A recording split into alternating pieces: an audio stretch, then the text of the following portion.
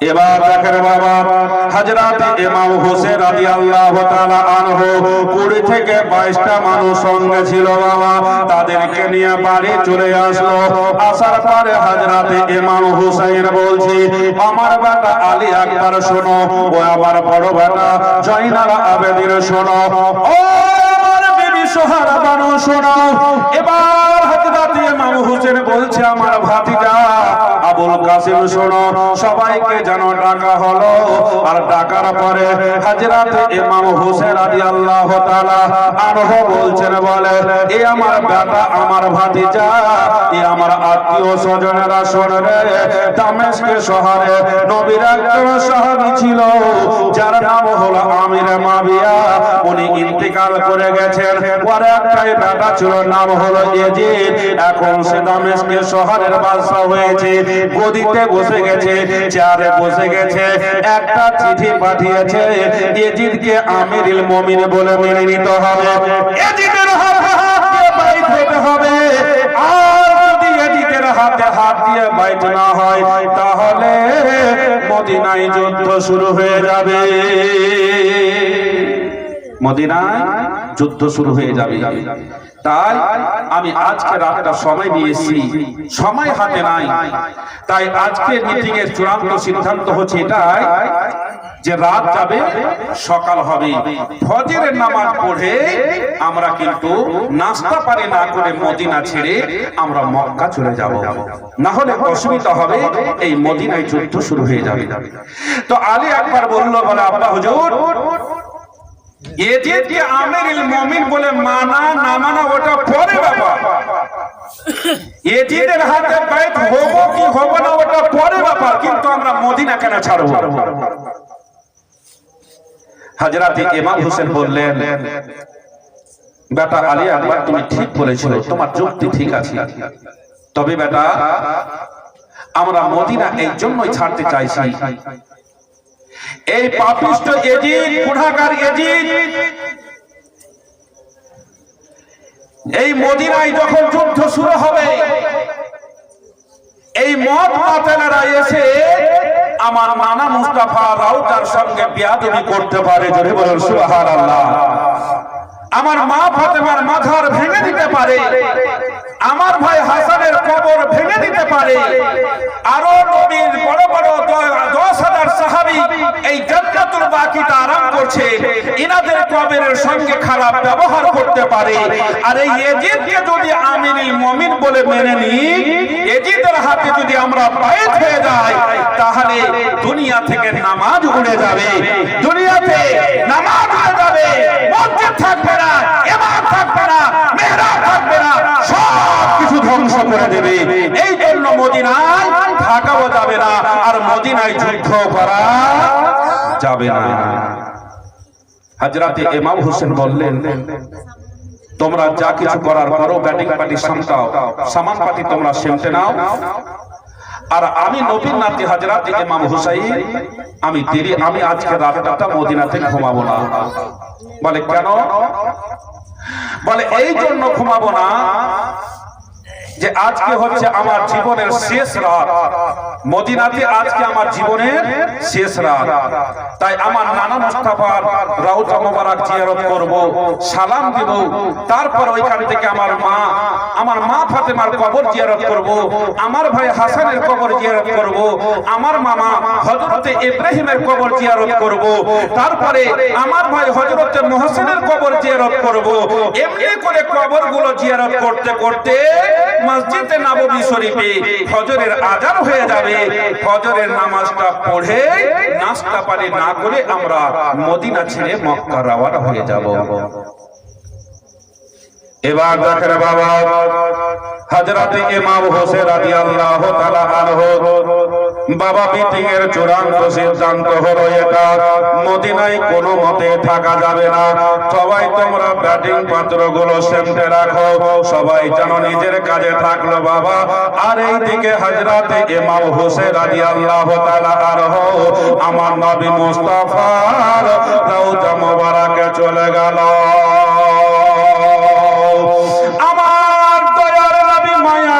সরওয়ারে দো আলম সাল্লাল্লাহু তাআলা আলাইহি ওয়াসাল্লামের রওজা মোবারকে দিয়ে আমার নবী মুস্তাফা সাল্লাল্লাহু তাআলা আলাইহি ওয়াসাল্লামকে বলছেন, নানা গো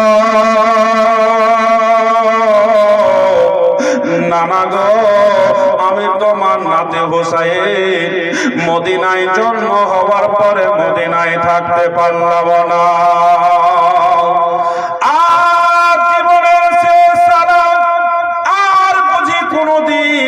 আপনার রওজা মোবারক আমি জিয়ারত করতে পারবো না। নানা গো, আপনার দিনকে বাঁচাবার জন্য আপনার মহব্বতে আমাকে মদিনা ছেড়ে মক্কা চলে যেতে হবে। এই বলে বাবা আমার নবী মুস্তাফা রওজা মোবারকে দোয়া করছে, আর আমার নবী মুস্তাফাকে বলছেন, নানা এটা হচ্ছে আমার আখিরি সালাম, জীবনের শেষ সালাম এই মদিনাতে আপনাকে আমি দিচ্ছি, আমার সালামটাকে আপনি গ্রহণ করুন। তাই কই বলছেন, ও দয়ার নানা জান, ও সরওয়ারে মদিনা, ও দয়ার নানা জান, ও সরওয়ারে মদিনা, তোমার হোসেন হয়েছে ওই যে কারবালায় রওয়ানা, আখেরি সালাম লও নানা,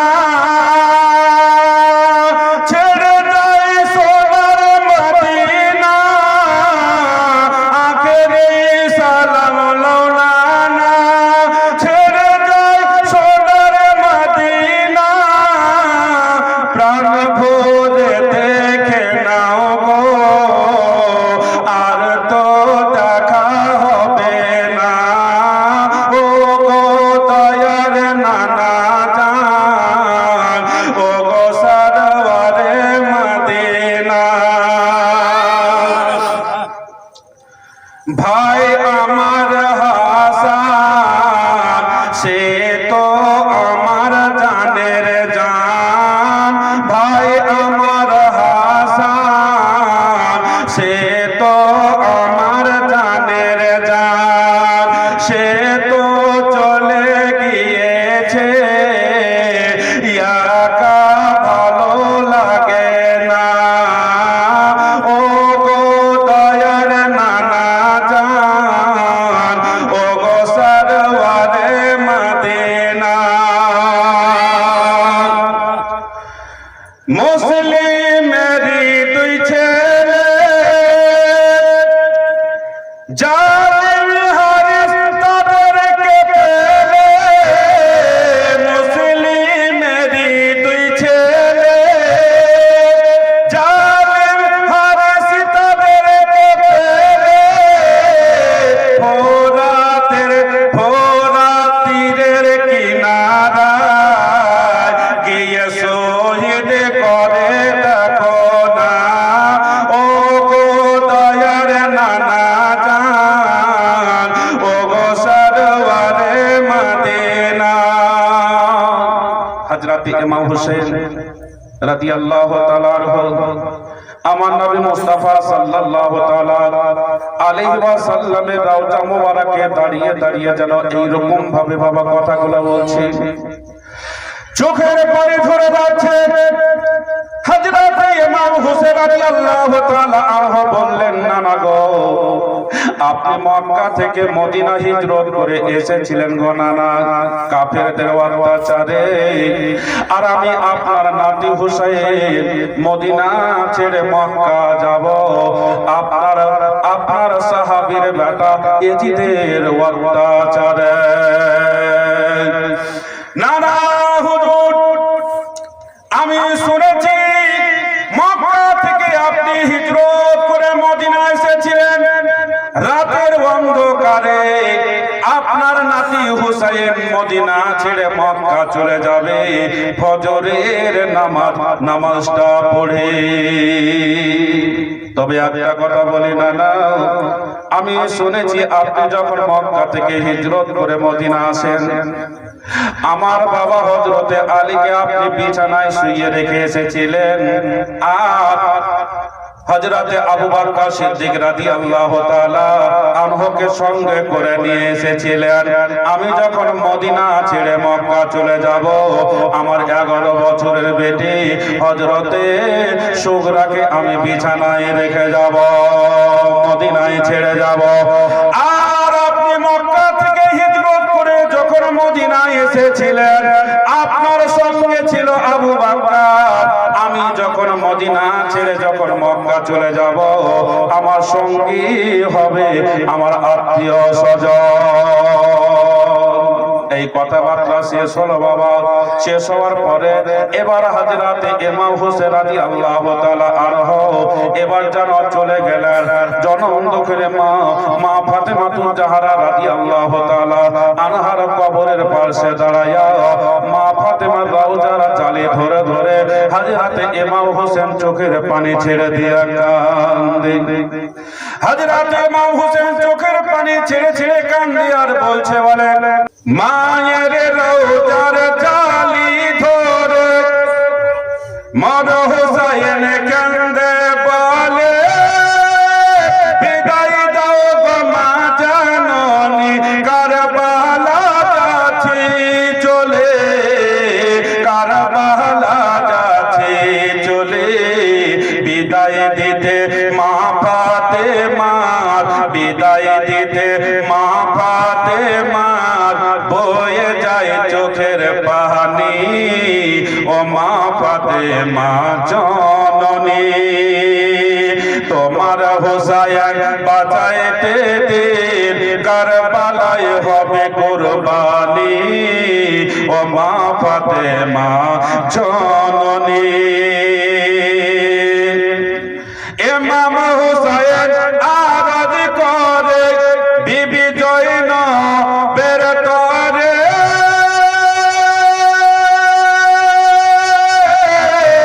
আর নয়ন ভরে দেখে নাও গো, আসব নাকি আর ফিরে, আসব নাকি আর ফিরে।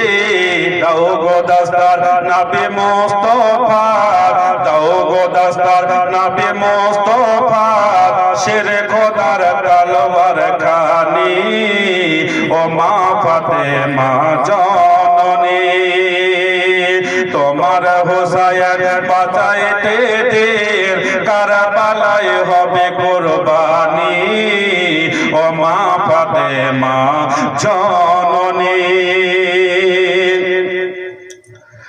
বিবি জয়নব আরজ করে ইমাম হুসাইনের তরে,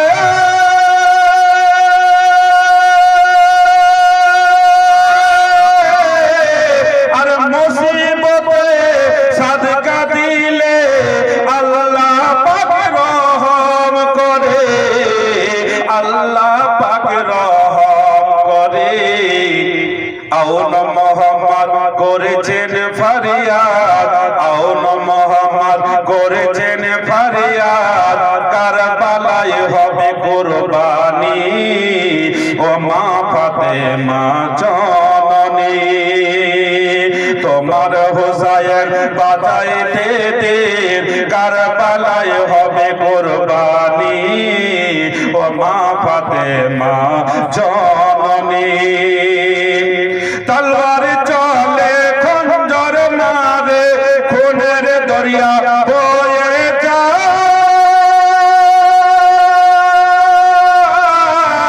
আর মাসুম বুকে তীর লেগেছে, আলী আসগারের কলে যায়, আলী আসগারের কলে যায়।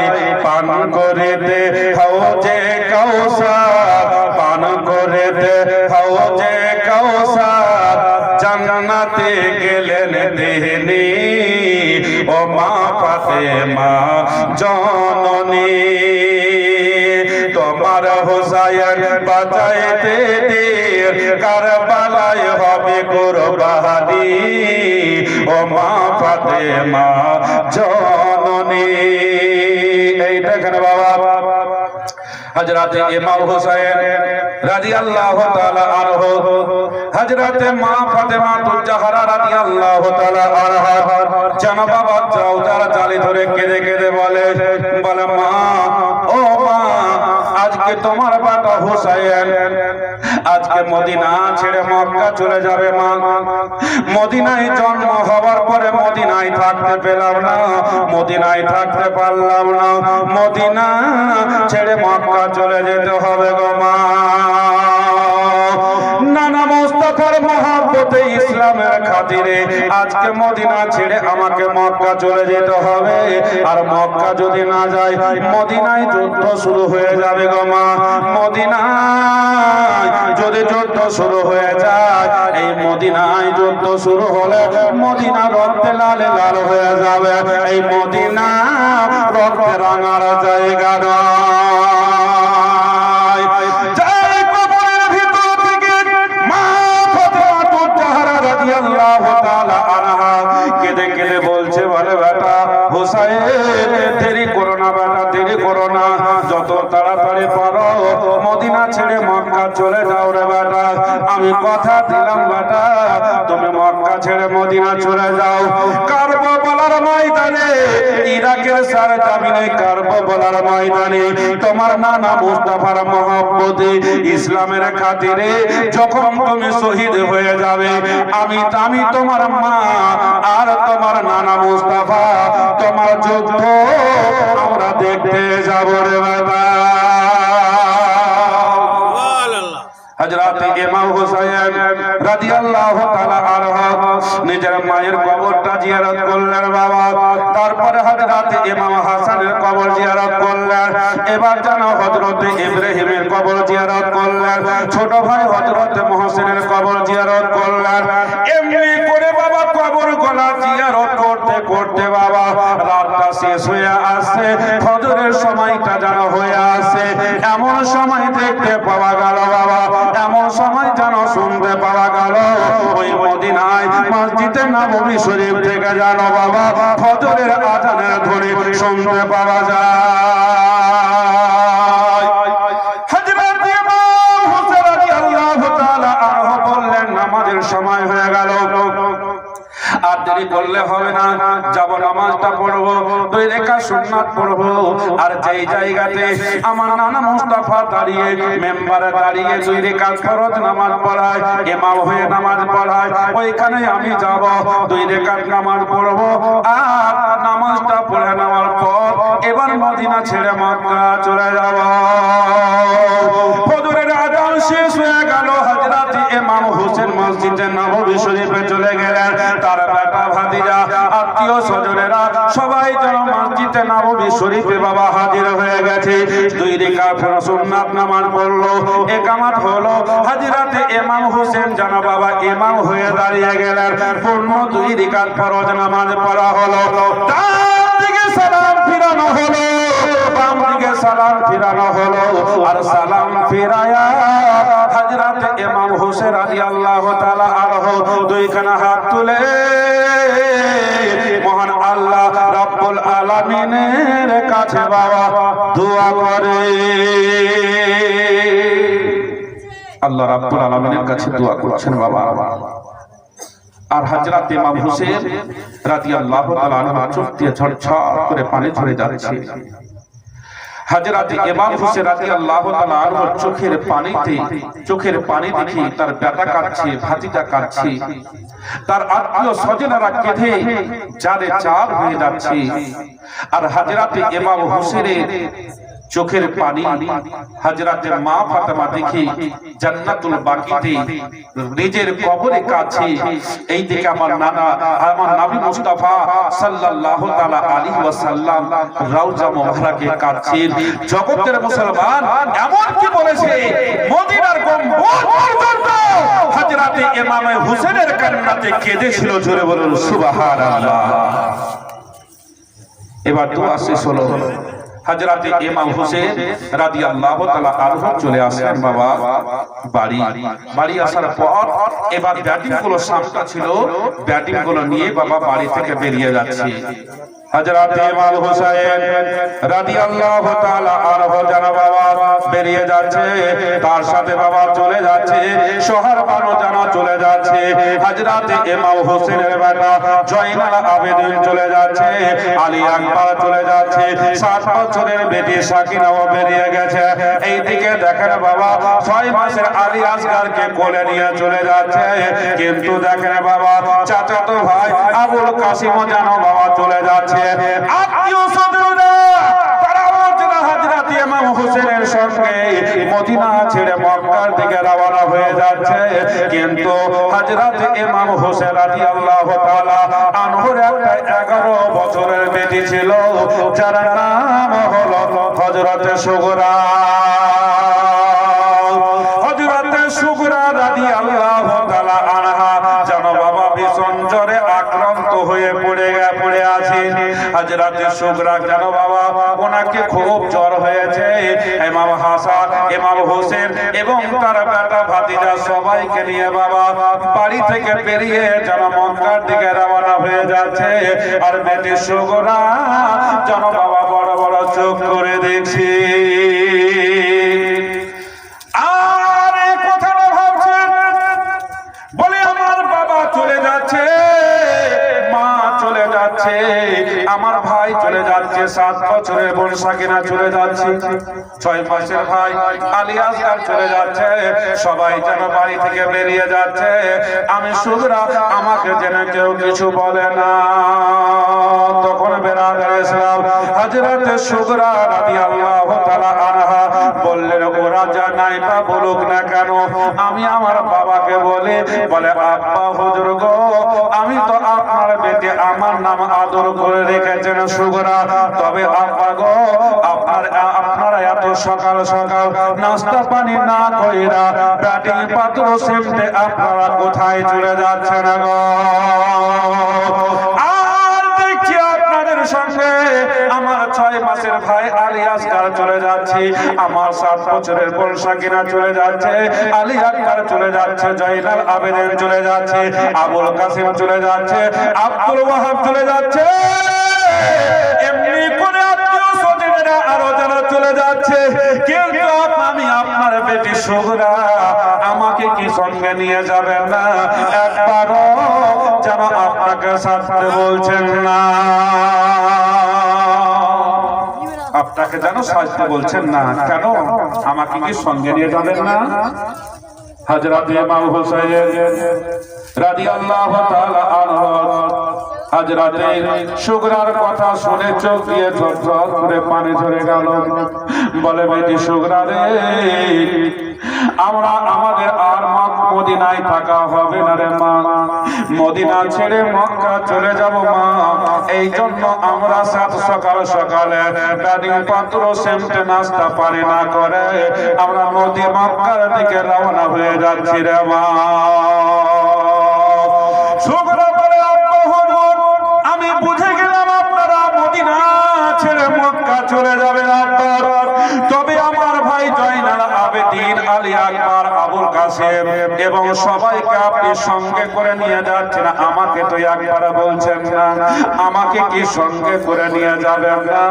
হযরত ইমাম হোসেন বলে, বেটি সুগরা রে, ও বেটি সুগরা শোন রে মা, শোন, তোকে মদিনা থেকে মক্কা নিয়ে যাওয়া যাবে না রে মা।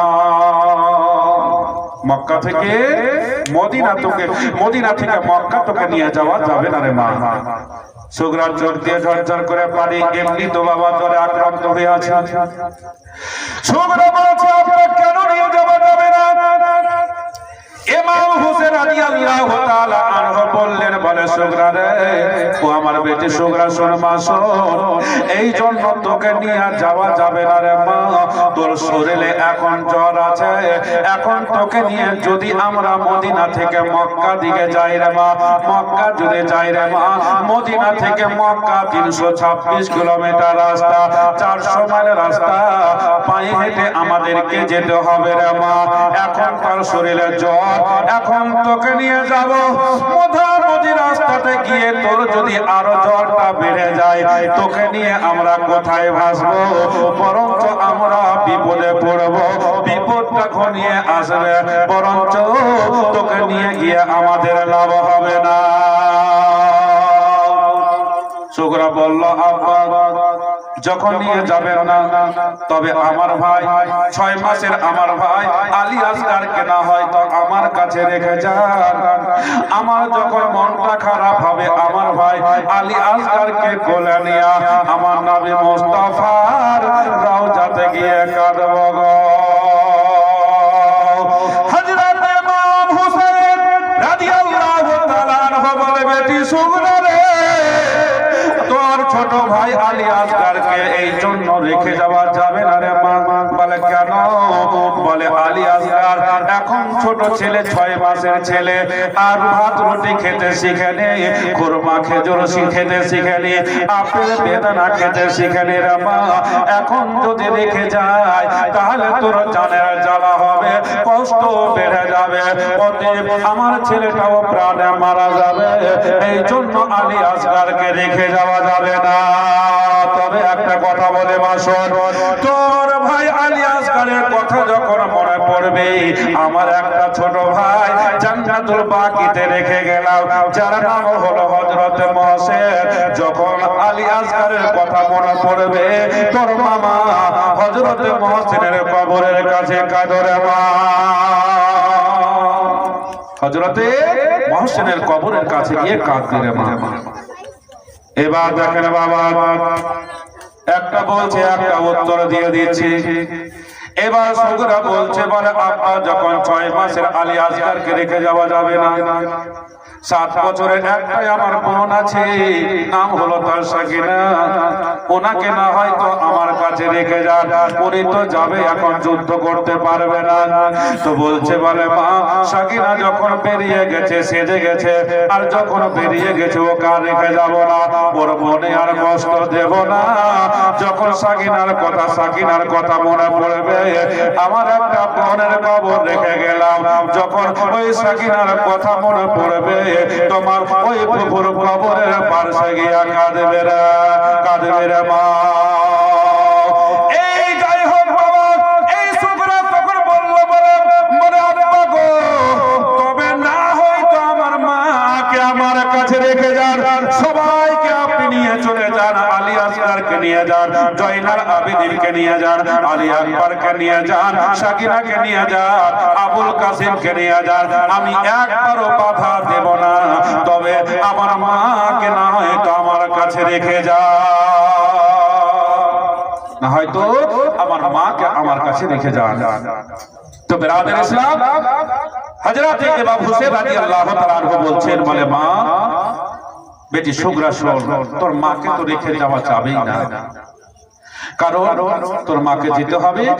আর তোর মায়ের কথা যদি মনে পড়ে, তোর মায়ের কথা যখন মনে পড়বে, আরে তোর মাকে তো শুধু তুই মা বলে ডাকিস, আলী আসগার ডাকে, জয়নাল আবেদিন ডাকে, বেরাদার ইসলাম, কিন্তু তোর একটা মায়ের পরিবর্তে আমি একটা এমন মা এই মদিনায় রেখে গেলাম, যেই মদিনাতে যেই মাকে সারা পৃথিবীর মানুষ, প্রত্যেক খ্রিস্টান, ইহুদি, নাসারা সবাই তাকে মা ফাতেমা বলে ডাকে। জোরে বলে সুবহানাল্লাহ।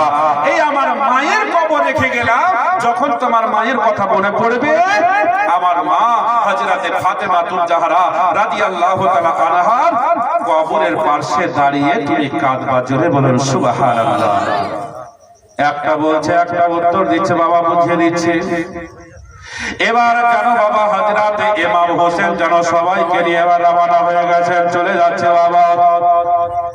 সুগরা যেন বাবা জোরে থরথর করে কাঁপছে। এবার সুগরা বলছে, বলে আব্বা গো, যখন কাউকে রেখে যাওয়া যাবে না, তবে আমি জ্বরে অসুস্থ, আমাকে কার কাছে রেখে যাবে? তখন হযরত ইমাম হোসেন বললেন, বলে বেটি সুগরা রে, আমার একটা নানি আছে, যার নাম হলো উম্মে সালমা। এই উম্মে সালমাকে আমি তোমার কাছে রেখে গেলাম, আর তুমি তার কাছেই থাকবে। উম্মে সালমা আমার নবী পাক সাল্লাল্লাহু তাআলা আলাইহি ওয়াসাল্লামের একটা বিবির নাম ছিল উম্মে সালমা, আর উনি বয়স্ক হয়ে গেছিলেন, তাই বাবা উনি ছিলেন। হযরত ইমাম হোসেন বললেন যে আমার নানি হযরতে উম্মে সালমা থাকলো তোর কাছে। এবার দেখেন বাবা, হযরতে ইমাম হোসেন রাদিয়াল্লাহু তাআলা আনহু এবার যেন সবাইকে নিয়ে মক্কার দিকে ধাবিত হয়ে গেলেন। এই দিকে সুগরা ঘরের দরজায় দাঁড়িয়ে দাঁড়িয়ে যেন বাবা দেখছে চোখ দিয়ে থরথর করে পানি ঝরে যাচ্ছে, জ্বরে থরথর করে কাঁপছে। আর দেখে থাকতে থাকতে সবর করতে পারলো না। পিছন থেকে মা মা ও মা মা বলে চিৎকার করে ডাক দিতে আরম্ভ করলো। আর বলছে বলে মা, আমি শুনেছি নাকি মায়ের দয়া মায়া বেটির উপরে একটু বেশি হয়। কথা যদি সত্য হয় মা, তাহলে তোমার 11 বছরের বেটি সুগরাকে জ্বরের অবস্থায় রেখে তুমি কেমন করে পা উঠিয়ে চলে যাচ্ছ গো মা? এই সুগরার আওয়াজ গুলো বাবা শহর বানু যেন শুনতে পাচ্ছে। শহর বানু বলছে বলে স্বামী গো, ওই আমার মাথার তাজ, মাথার মুকুট, স্বামী গো কোনোদিন কোনো জিনিস আপনার কাছে আমি দাবি করিনি। তবে স্বামী গো, ওই যে পিছনে দেখো আমার 11 বছরের বেটি সুগরা কাঁদে, আমার 11 বছরের বেটি সুগরা জ্বরে থরথর করে কাঁদে। পিছন দিক থেকে মা মা বলে যেন ডাক দিচ্ছে, আমি মা হয়ে সইতে পারি না। তবে স্বামী গো, একবার যদি আমাকে অনুমতি দিতেন, কয়েকটা মিনিটের জন্য যদি আমাকে যদি ছুটি দিতেন, তাহলে আমি যেতাম, আমার বেটি সুগরার চোখের পানিটা মুছাইয়া দিতাম। হযরত ইমাম হোসেন রাদিয়াল্লাহু তাআলা আনহু বললেন বলে ঠিক আছে, তাড়াতাড়ি যাও, দেরি করবে না, চোখের পানি মুছাইয়া চলে আসো। বিরাদার ইসলাম, এবার হযরতে এইবার যেন বাবা শহর বানু চলে আসলো। আর আসার পরে এইদিকে দেখছে যেন সুগরা চিত হয়ে যেন বাবা খাটে শুয়ে আছে, চোখের পড়া দিয়ে যেন পানিগুলো বয়ে যাচ্ছে। এবার দেখছে বাবা যেন শহর বানু এসে সুগরার মাথা থেকে পা পর্যন্ত হাতটা বোলাইয়া দিয়েছে। সুগরা দেখছে আমার গায়ে হাতটা কে বোলালো, চোখের পাতাগুলো খুলে খুলে দেখে এটাই হলো আমার জনম দুঃখের মা। যেমন মাথা থেকে পা পর্যন্ত হাতটা বলিয়েছে বাবা, সুগরার যেন বাবা 40 ডিগ্রি জ্বর যেন বাবা কমে গেছে। সুগরা ধড়ফড় করে উঠে বসে গেল, বলে মা মা, আমি সত্যি তো আমি বুঝে গেলাম যে মেয়েদের উপরে মায়ের একটু বেশি দয়া মায়া, কথা মিথ্যা হবে না। তবে মা তুমি এসছো, তুমি তো আর বুঝে আমাকে ছেড়ে যাবে না, আমার কাছে তুমি থাকবে মা। শহর বানু বলছে বেটি এই কথা ভুল করে বলিস না রে মা, আমি তোমার আব্বার কাছ থেকে সময় নিয়ে এসেছি শুধু তোমার চোখের পানিটাকে মুছাইয়া দেবার জন্য এসেছি মা। চোখের পানি মুছাইয়া দেব, আমি আবার চলে যাব, দেরি হলে অসুবিধা হবে। সুগরার চোখের পানি ছেড়ে কেঁদে কেঁদে বলতে আরম্ভ করলে, বলে মা ও মা, তুমি যখন চলে গেলে তো আবার তুমি কেন ফিরে এলে গো মা? কাটা খায়ে লবণ কেন ছিটাতে এলে গো মা? তুমি চলে গিয়েছিলে, আমি তো সবর করে নিয়েছিলাম, আবার চলে এলে আমার যেন বুকের জ্বালা বেড়ে গেল। এই দেখেন জগতের মুসলমান, সুগরার যেন বাবা কথাবার্তা আর না শুনে চোখের পানিটাকে মুছাইয়া দিয়া শহর বানু যেন বাবা চলে গেল। এবার বাবা চলে যায় দিন যাচ্ছে রাত যাচ্ছে, রাত আসে আবার রাত যাচ্ছে, দিন আসে, এমনি করে রাতের পর রাত দিনের পর দিন চলতে চলতে চলতে চলতে বাবা হযরতে ইমাম হোসেন রাদিয়াল্লাহু তাআলা আনহু এবার যেন বাবা পৌঁছে গেলেন মক্কাতে। আর মক্কাতে পৌঁছে যাওয়ার পর ওইখানে যেন বাবা একটা জান্নাতুল মুআল্লা বলে জায়গা ছিল, ওইখানে আমার নবী মুস্তাফা সাল্লাল্লাহু তাআলা আলাইহি ওয়াসাল্লামের বিবি হযরতে মা খাদিজাতুল কুবরা রাদিয়াল্লাহু তাআলা আনহার কবর ছিল। হযরতে ইমাম হোসেন এই দিকে যেন নানা মুস্তাফার কবর ছেড়ে গেল, আর ওইখানে নিজের নানির কবর পেয়ে গেল। নিজের নানির কবর পেয়ে গেল। বিরাদির ইসলাম তাই হোসেন বলছেন আরব আমার মক্কা আমার মদিনা সোনার দেশ, যেই দেশেতে আরাম করেছে তিনি হইলেন নবীদের শেষ।